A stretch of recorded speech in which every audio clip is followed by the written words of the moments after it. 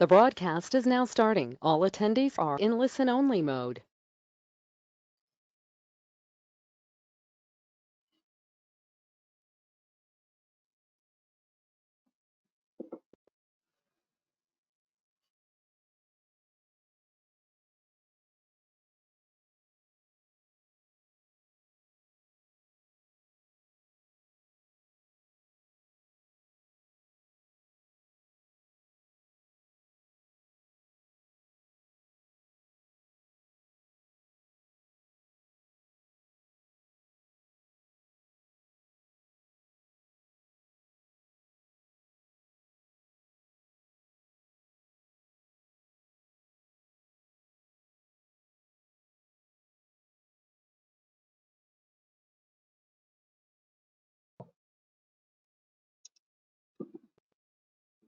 Okay, 11 o'clock, klokken er 11. So I'd like to welcome you to the very first AIDC Denmark webinar. I'm Henrik Granow, and we will get started.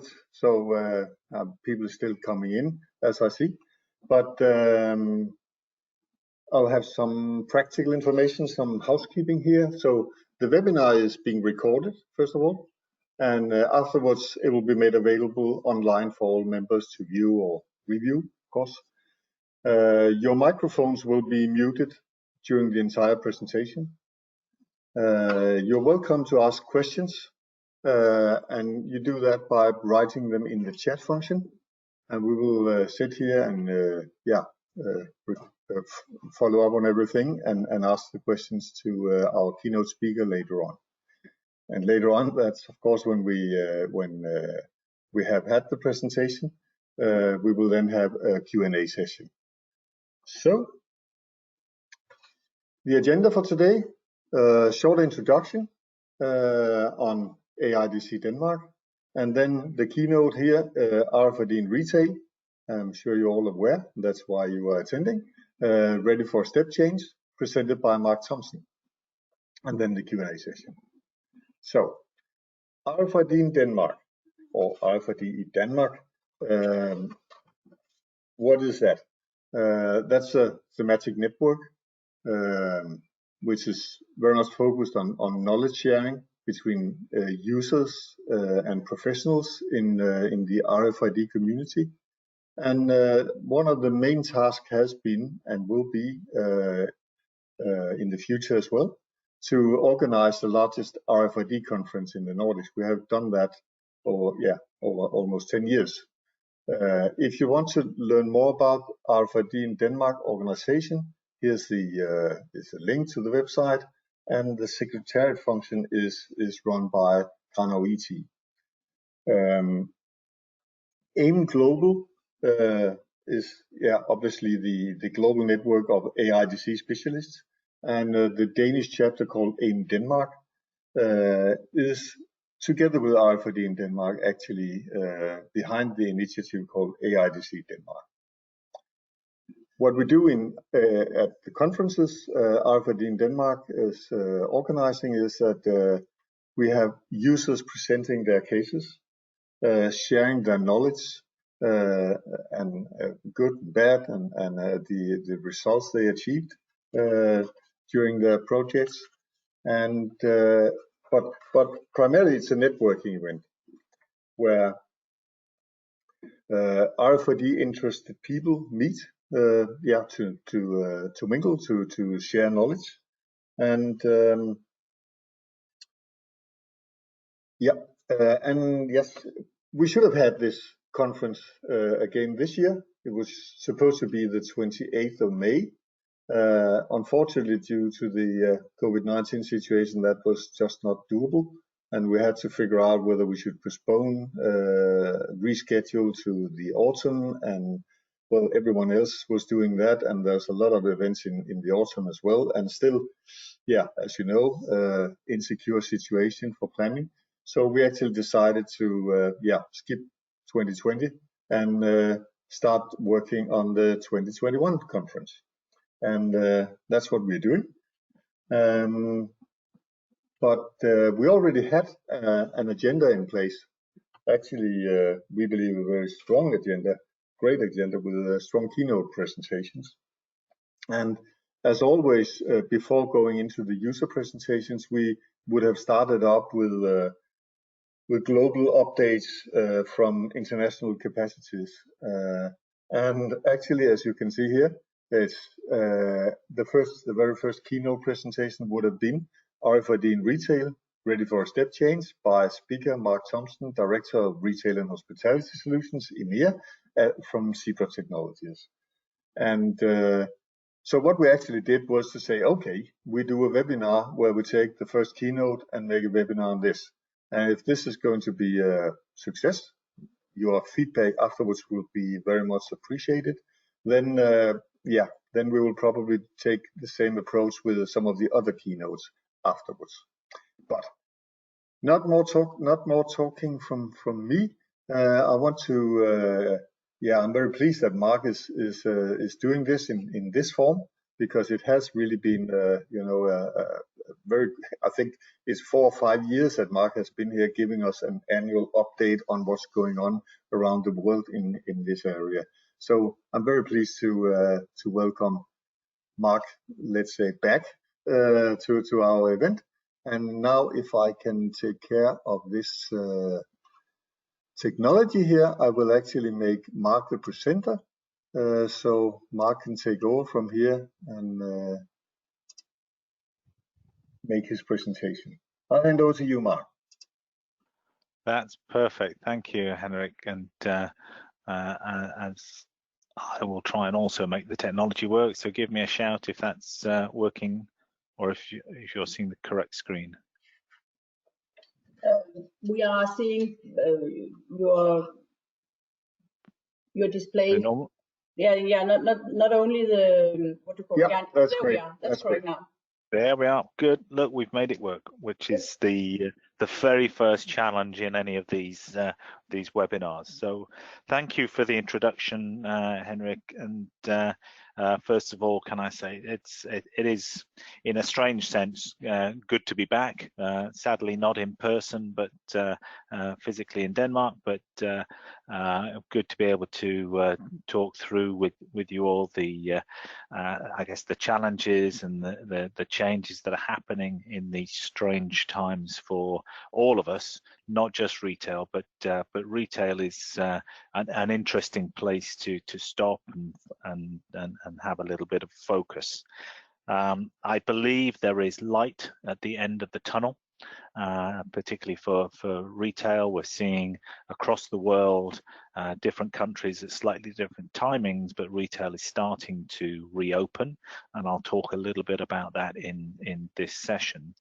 And at the end of the day, we all know people will still buy items, whether it's food, clothing, gardening equipment, etc., sports equipment. People are still buying these things, but they may be buying them in different ways, and retail certainly is one place that will have to adapt if it is going to survive. So we'll talk about how some retailers are coming around to that way of thinking. Now, what I wanted to look at here is get a bit of, I guess, reality into the situation. There was change already happening in the retail sector before COVID-19 came on board. I don't have to go into too much detail about the way for the last 20 years or so, the music industry has changed. We moved from vinyl records through to cassettes, through to CDs, and now I can't remember the last time I bought a CD. The music industry's changed completely. It's gone very much digital, and even when we look at the musical charts, the top 10, they include digital downloads as part of that countdown. Photography, predominantly now digital. Video rental, anyone remember Blockbuster? Video rental, going down the street and renting a physical video to put in your video tape player. Speak to anyone who's under 20 and they would look at you with very strange eyes when you talk about that whole process. So things have changed fairly dramatically in a number of waves of digital disruption, including more recently we've seen markets like transportation, hotels, taxis, for example, Uber being the largest official taxi firm in the world that actually doesn't own any taxis. Airbnb being the largest hotel provider or room provider accommodation in the world, and again doesn't own any accommodation. So these things have gone digital and have gone virtual in so many different ways. And retail is being affected similarly across all of these different waves, with customers shifting to buying items and researching items online and having very high levels of expectations when it comes to what they see, the information that they receive, and how they actually receive their products or collect their products. And retailers have to react. And as we all know, retail traditionally has not been a fast reactor, certainly the larger retailers. So we're seeing new retailers come in that are able to react faster, but that just puts even more pressure on the traditional retailers. And it brings us closer to the current day, where, according to all the analysts, we are looking really at, I guess, the 3 A's in our current wave of disruption, which would be automation, analytics, and artificial intelligence, including IoT. And how that will impact retail going forward. So there are already changes happening. We're seeing a lot more automation in terms of warehouses and fully automated warehouses in some cases. We're seeing a large use of analytics and big data, taking existing data that retailers provide and have on hand, but actually starting to think about how can we use this to change our business, not just as in historical data, but taking current real-time data and being able to make decisions on the go about how we improve the processes and the operations of our business, and artificial intelligence to do the learning from that so that we get better over time. So lots of waves of digital disruption already happening. And so let's focus down into, I guess, apparel and what was happening in apparel already, again, pre-COVID. We were already seeing that growth of online, and in some cases, even with traditional retailers, some of them getting up to 50% or more of their business being online. And that opens up different avenues of competition as well. Because we can have new players coming in online, such as Amazon, and who would have thought that Amazon would be one of the world's largest fashion and apparel businesses, but they are, and they have a number of their own brands that people know very little about, but they are innovating in very many ways. Prime Wardrobe being one of those, which is a try before you buy service. And we're seeing an increase in those try before you buy services, Stitch Fix being another one, where effectively you're able to order a number of different items. You don't pay for them yet, they're free delivery. You get to try them on at home. So you become the fitting room, your home becomes the fitting room. And then the ones you want to keep, you keep. The ones you don't want get collected free of charge and taken back. And the more you keep, the more discount you actually get. So you get an increased discount the more you keep. So a very attractive way of buying, and very attractive particularly for the millennial generations. We, of course, have seen over the last few years a real focus on retailers thinking about inventory and how to get a better understanding of what stock they actually have available.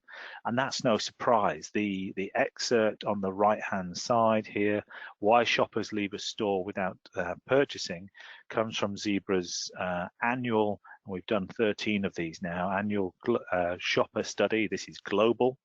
And the main reason, the number one reason why shoppers leave a store without buying an item is because the item that they were looking for wasn't available. So stock is absolutely critical. And in fact, if we look at even the number 2 there, the selection, the shoppers didn't like the choices that were available. So managing the stock, knowing what's available, choosing the right stock in the first place, absolutely critical. So inventory, we need to look at inventory performance. And I use the word performance here quite purposefully, because it's about making sure that the stock that we have and the space that we have works and performs almost as in an asset itself. And we need to take a different focus on understanding that. Profitability has certainly always been under pressure, and more so in recent years as input costs, wages, etc., rental costs have all increased even faster than the revenue increases. So that's put a lot of pressure on profitability. And as some of that business shifts online, and there's less footfall in many countries in the high streets, then actually that profitability is under even more pressure. And as we take that sort of approach where footfall reduces and customers are able to buy online, then many retailers are having to look at the purpose of their stores and thinking about, well, how do I use my stores stock and space as part of my omni-channel offering, whether that's as a picking center, collection point, or a return point, for example. And furthermore, the store should also be somewhere where customers have a reason to go and experience the products. So how do I bring the products that I have to life? And that could be enabled by many different technologies. But we've seen fairly successful operations of that with Burberry and with Tommy Hilfiger and others using RFID and antennas hidden away so that when we move the products, the screens are able to show more information about that product and effectively bring it to life. Not necessarily using our RFID. There's a great example from Canada Goose, where obviously they make jackets for very cold weather. And what they now have in their flagship stores is what they call a cold room. And you're able to put on a jacket and go into a room that takes you down to -20, -30 degrees, so very, very cold temperatures. And the full immersive screens around the side of the room show a crevasse or show a mountainside to really bring it to life that the jacket that you're wearing and trying on is designed to be used in that type of environment. So I think retailers need to look at how to activate the life and the meaning of the products that they have available. So obviously COVID came along and has changed retail, certainly in this year, very, very dramatically. And you see the shifts on screen from 2019. We see obviously a boost in e-commerce, because across the world e-commerce obviously in the main remained open. So there was a real shift upwards in the e-commerce growth rate, and also obviously food, supermarkets, hyperstores, etc., also received a boost. So we see some peaks within 2020. So some retail has done well, although if you dig deeper into some of those numbers in terms of profitability, that has been challenged, because the way even the food retailers have adapted to increased demand online and increased click and collect, etc., has been to hire additional people very quickly, which is actually not a cheap way to adapt and expand your business. So we may see some profitability affected even in the food retailers for this year. And I know that Amazon even has said that around $4 to $5 billion of its revenue or profitability will disappear because of the way it's had to adapt and employ up to 175,000 people extra worldwide just this year. Now, the red line that you can see here is the fashion and apparel sector overall, and the anticipation is that over 2020 we will see towards a 15% drop in the overall revenues of that sector, although some of the retailers reopening now are seeing a real boost, but we think that's probably temporary. But we will see a return next year, and you see the peak rising again next year, but obviously that's a growth rate, so it compares to a very low year this year. So worth looking at these figures in some detail, but I think the interesting thing really is to look at the leveling out once we come towards the end of 2021 and beyond.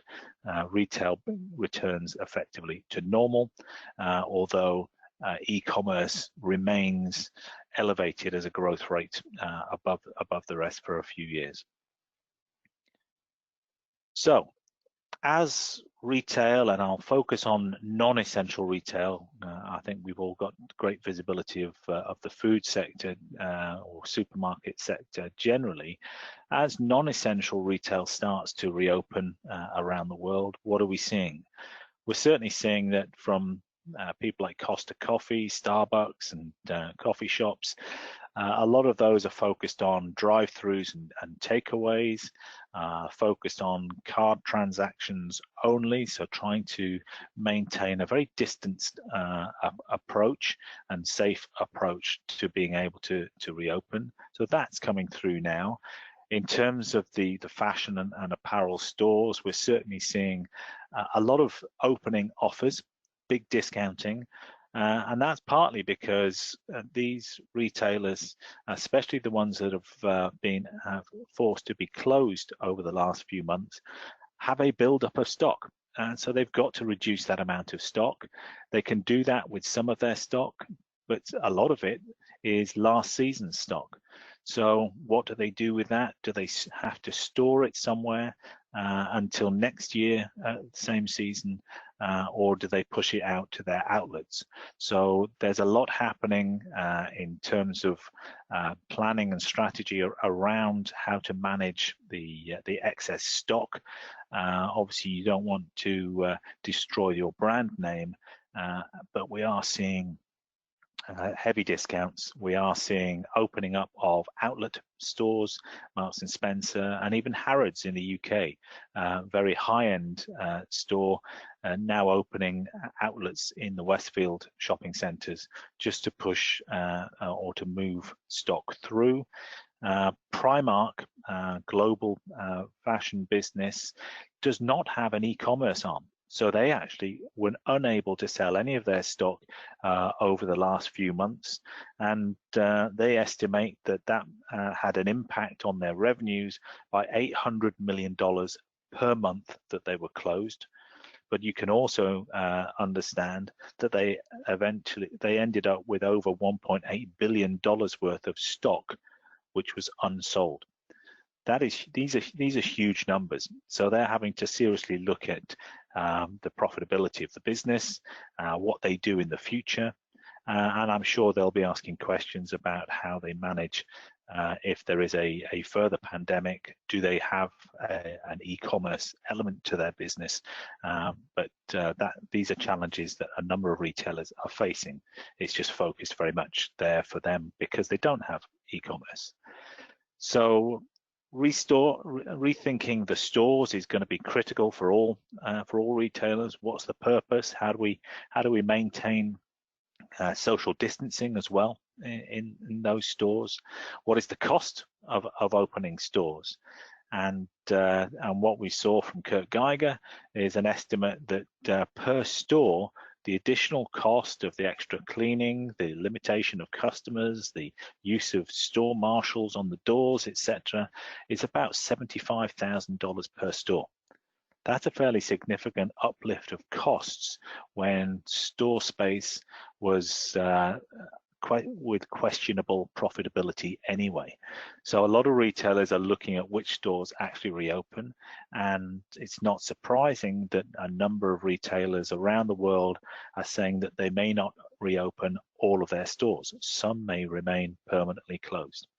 So another area that we've seen a change goes back to what I said before about Amazon's Prime Wardrobe, the try before you buy, and we've seen a real growth in this sector as fashion retailers in particular look to ensure that even online, customers are not just buying one product, they're actually buying a curated set of products, so they get the look, if you like, or make sure that you buy the trousers, the shoes that go with the shirt that you're looking at. So how do we drive that through and analytics to understand which products are selected and looked at the same time? Things that Amazon's been doing for years are going to need to be more prevalent and used by other retailers. So let's look at, I guess, a real focus down on the apparel sector and what I would call the road to recovery. And there's a lot of things happening here. So we talked already about the unsold ranges leading to mass markdowns, promotions, and the growth of either their own outlets or supplying into other outlet options. There will be some products that have to go into storage and wait for next year, so that again will have an impact on margins. But also we need to think about, if we're putting products into storage, we might want to get some of those specific lines out earlier than others. So we have to be very accurate about what products we're putting where, how do we pick up on those products and identify them really quickly. And that's one area I certainly believe that RFID can be a great benefit. We're also seeing a desire to shorten the supply chains. And there are some retailers that have very short supply chains and can react very quickly and have very short seasons. Retailers like Inditex Group, so Zara, they have actually done pretty well during the COVID pandemic, and a lot of retailers will look to reduce the time on those supply chains so that they are not as exposed, but also increase the visibility of that supply chain so they know exactly what products are where, either on the ship or in the air and on the way to warehouses. And again, RFID can help bring that visibility into focus. We have seen a step change for online as well, of course, because that effectively being the only option for shoppers. And that means that retailers have to think, how do they fulfill online orders? Will it all be from a centralized warehouse or a fulfillment center? What's the difference between those two, and how do they manage those? But if we think about it, if we're trying to keep the levels of stock down to a minimum, to the right level of stock, then one of the best places to actually fulfill from is the stores, because that's where the stock is anyway. So the important thing is to look at, how do we get one view of inventory across the stores and the distribution centers so that we can select the right product from the right location to fulfill that customer order, whether it is a delivery order, local delivery, and also or a click and collect order. And obviously click and collect without having to perform the delivery is a much more profitable route to serving omnichannel customers. So we should certainly look at ways to encourage customers to come to the store to collect the order, obviously in a distanced way. But fulfill from local stores, even by itself, reduces the delivery costs to retailers so that it becomes more profitable.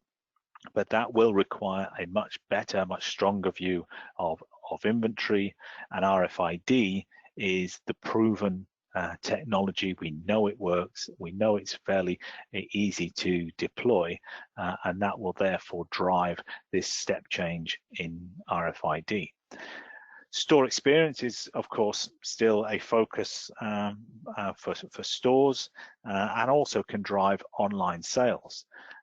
So being able to try something on and to see what other products go with it using RFID, again, is a great way to do that. And that could be one example of that could be the fitting rooms, because as fashion retailers reopen, many of them are not opening fitting rooms because they don't want customers to be trying on products one after the other because of the COVID-19 pandemic. So how do we manage that? And technologies such as augmented reality and of course RFID can create almost virtual fitting rooms so that we can see what the products look like. We can get examples of other products that go with that product, and also it can tell us whether or not the size that I want is in stock in the store or in stock online or web order that I can order from the store for delivery to home. So RFID becomes, in this sense, the enabling technology for me to have the experience, to know what products I want, and to know what is available. So RFID driving a lot of different experiences as well as inventory management. And then there are examples of RFID also being used in terms of reducing contact and connection at the checkout, so that it can be used in a scan and go type situation, and there are retailers doing that. So if we look at where retail should be focusing, and this is a question I'm asked frequently, the standard pillars are still there for retailers. We have to look at how to build a more profitable and operationally effective business, which is productivity of the stores, productivity of staff, so sales per staff, sales per square meter, etc. The visibility of the business to understand where our profits are coming from, both in terms of not just the stores, but which product categories and how they are working. And to reduce the complexity of the business as a whole. And that will require a certain increase in the level of automation, both in the stores and the warehouses. And we're seeing certainly a growth in the marketplace for automation, robots and cobots in the distribution centers as part of the picking process from distribution centers. So automation will inevitably also take a boost from the COVID pandemic. In terms of inventory, I mentioned already the picking from store, smarter replenishment, so knowing exactly what size and of item has left or been bought, so that that individual item can be selected from back of store and put back on shelf in front of store. So making that store process much smarter, so that when customers are in the store browsing, they do find the product fit and size and style that they are looking for, making sure that on-shelf availability is optimized so that the customers, back to that survey that I mentioned before, customers don't leave thinking that they haven't found the product that they were looking for. And lastly, elevating the customer experience, which I talked about a moment ago. Inventory, of course, takes many very different forms. What we are very focused on from a fashion perspective, of course, is RFID, and that is one way to measure and to manage inventory when it comes to apparel products. But obviously, inventory can take a number of different forms, and we're also seeing both manual scanning of products, analytics being used to predict what inventory is likely to be out of stock and to improve that process, and certainly we have two parts of our business very focused on the management of inventory and the prediction around how to replace and inventory on a near real-time basis. We also have robots now for the grocery sector that are available to move up and down aisles and see what's in stock, see what's out of stock in shopping aisles. So automation and technology is definitely increasing in terms of looking at and making inventory more visible in order to improve the performance. Another area where obviously retailers will need to focus, if we're talking about getting a better view of inventory, if we're talking about replenishing individual products, particularly in the apparel sector, so that we have exactly the right products on the shelf, and if we're talking about making it easier for customers to experience products or to check out and buy products, then one of the things we have to do is to improve and connect our staff in the stores to enable them to be part of this productivity boost, whether that's anything from managing the inventory using RFID sleds, for example, or including voice and telephony so that the staff can actually talk to each other without having to go and be physically face-to-face with each other.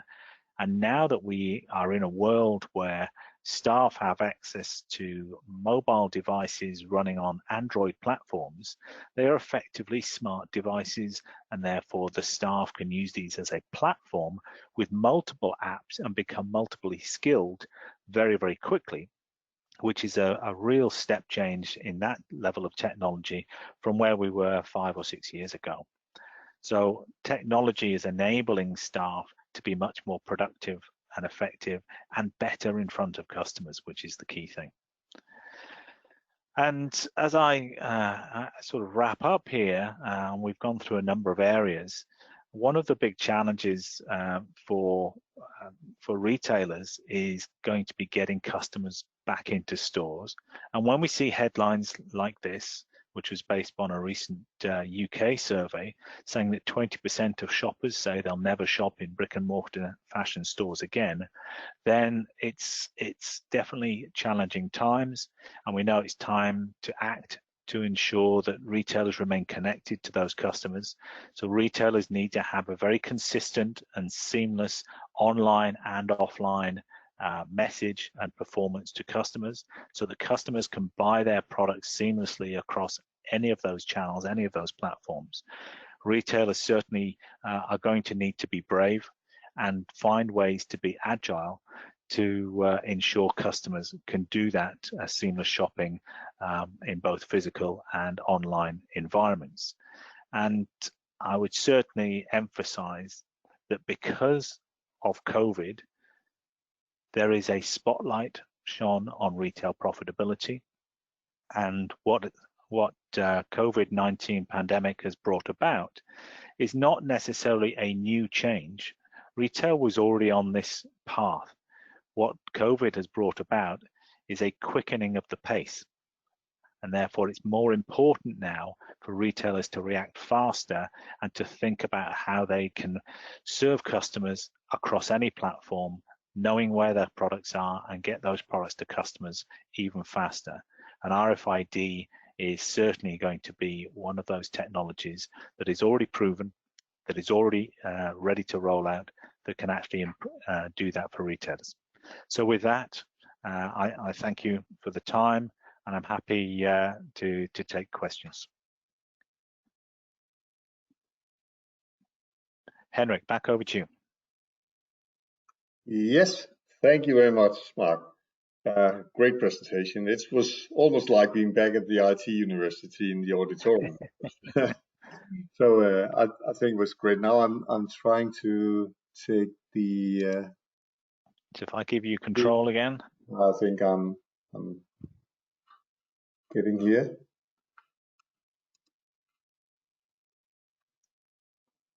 Yes, because we're now getting ready to the Q&A session, and it's not. No. Okay. I hope you can see my screen, but I'm not really sure.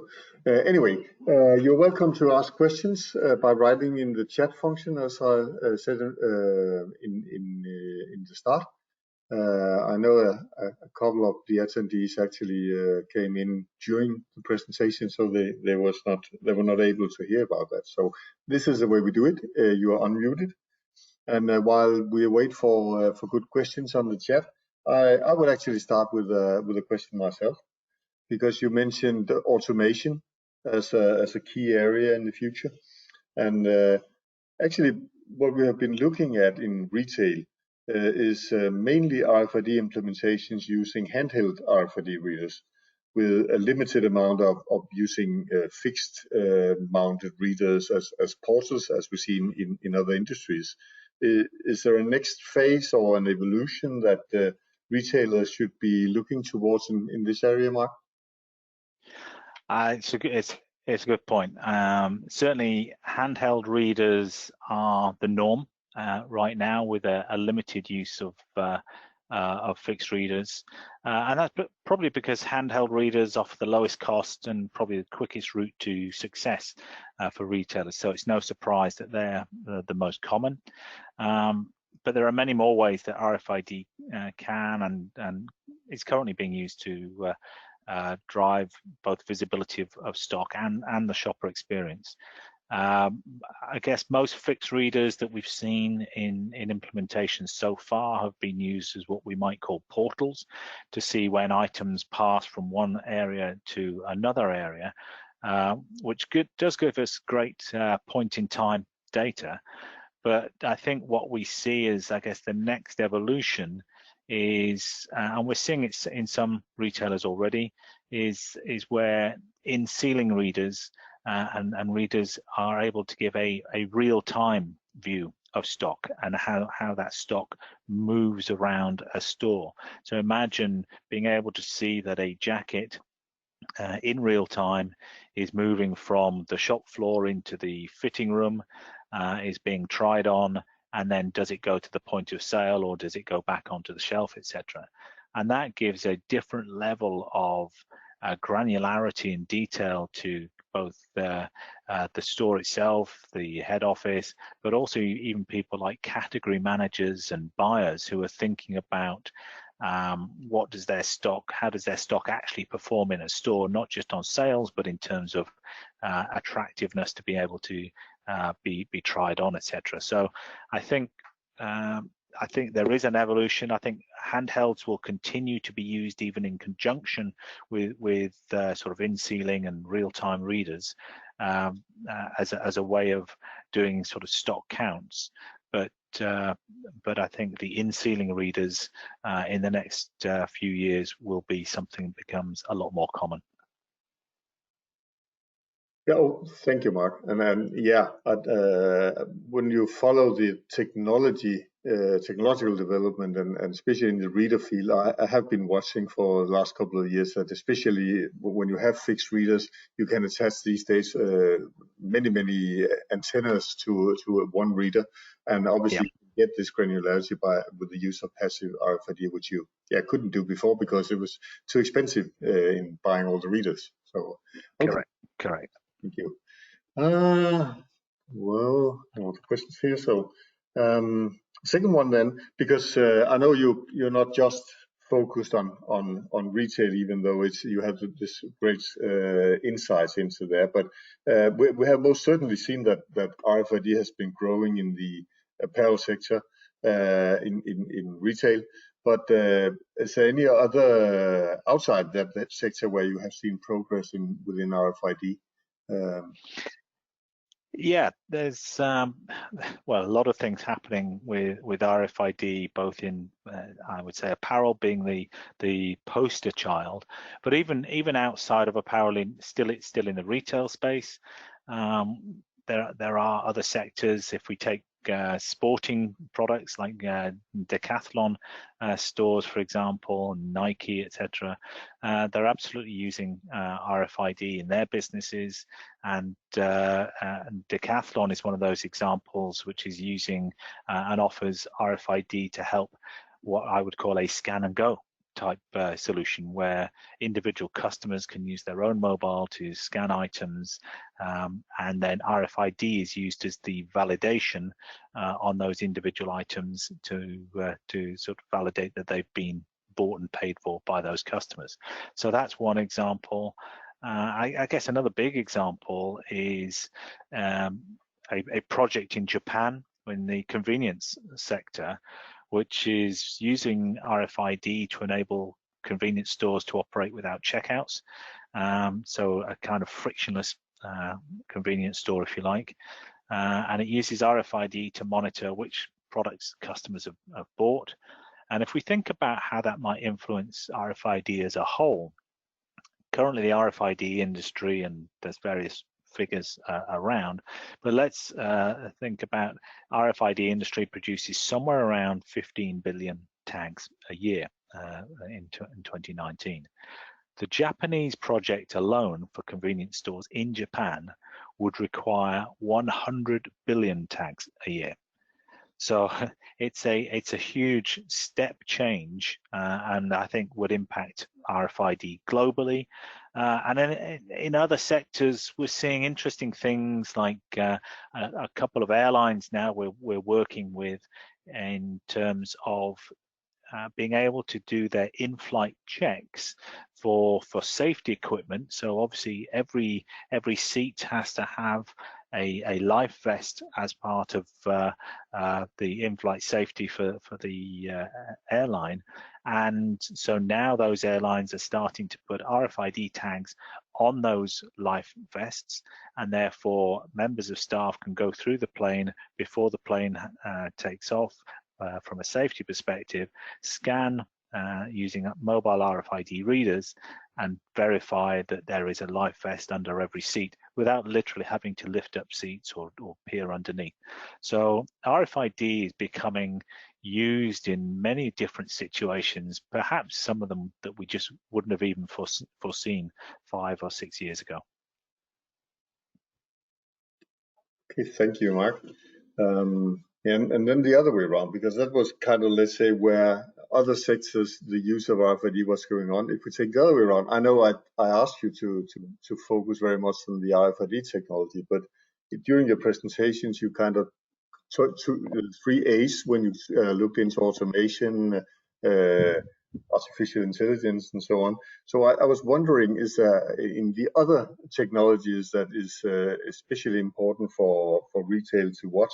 I believe edge computing, I believe 5G could make a difference here. Is that something you could elaborate on? Or? Well, certainly everything that we think about as a business is based around what we would call the edge, because we believe that the true edge for retail and for most industries is the staff who are actually doing the jobs or facing the customer. And when I talked about mobility at the edge, if you think about the power of a mobile device these days, an Android mobile device, it is a highly powerful computer. And I think what we need to look at there is, given the power of those devices that can now be placed in the hands of our members of staff, what else should we be doing with that? In the same sense as yours and my phones are less about being a phone, they're more about being our smart access to our emails, to our Google searches, to our travel arrangements, to our tickets, etc., for events and planes. So suddenly, given the mobile technology, we become essentially much smarter and much more skilled than we ever were before. And at the same time, in doing all of those activities, whether we like it or not, this is generating a huge amount of data. Now, from a privacy point of view as an individual, I may or may not want that data to be shared and stored and used and analyzed. But from a retailer and business and industry point of view, absolutely, the data that is being generated by the activities that are happening at the edge by their staff in real time should be analyzed in real time. And we believe in this so much, we actually bought a company last year called Profitect, which operates in the area of what we call prescriptive analytics. And this is the way we think analytics is going. Prescriptive analytics takes real-time data, analyzes it against certain patterns of what we expect to be happening, what we think should be happening, and then rather than creating reports, it actually analyzes that to the extent that it creates insights and actions for members of staff, either from the store or head office, to actually perform those tasks right now in real time. Because based upon that data, based upon those patterns, we see that an activity either should or shouldn't be happening, so that it might be a simple thing such as, by this time in the morning, we would normally have expected to have sold 10 of these items and we've only sold 1 or we've sold none. Go and check the display of those items. Simple tasks like that really change the productivity in the store and put the staff really at the heart of it. Okay, thank you very much, Mark. That was a great answer to that. So I believe we reached a point where we should conclude here. And first of all, I'll thank you very much, Mark, for your contribution here. And I'm really looking forward. I hope I can invite you back to Copenhagen next year to our conference. I hope so. Yeah, thank you. And just to wrap up here, the webinar is recorded. And you'll be able to revisit it. It's a new initiative, the AIDC Denmark, from RFID in Denmark and from the Danish chapter of AIM Global in Denmark. And since it's new, we obviously really much would like your feedback on this. Would be highly appreciated. And you will get a follow-up mail where you get some contact information as well. So we will not address you further because GDPR will not allow us to. But anyway, if you like to feed back your information to us, your experience, or like to have further information, so please just respond to the email we send out. Thank you very much for attending. Bye. Thank you.